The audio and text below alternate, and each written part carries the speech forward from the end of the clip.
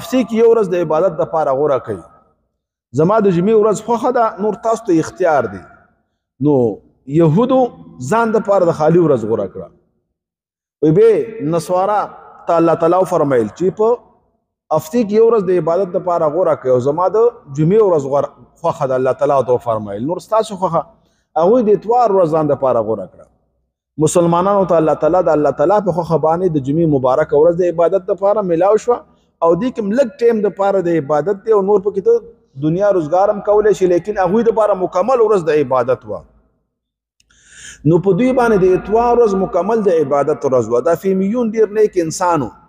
دا به یو صحرا کې اوسېده او ده به خپل روزګار کاوه، دیړي به یې کوله، خلکو ته به یې کورونه جوړول، آبادیانې به یې کول، د خپل لاس کسب به یې خواړه. ډېر پاک او شریف انسان و او چاته به سوال نه کاوه. علماو ته هم پکار دي چې پاک ځان وساتي، چاته محتاج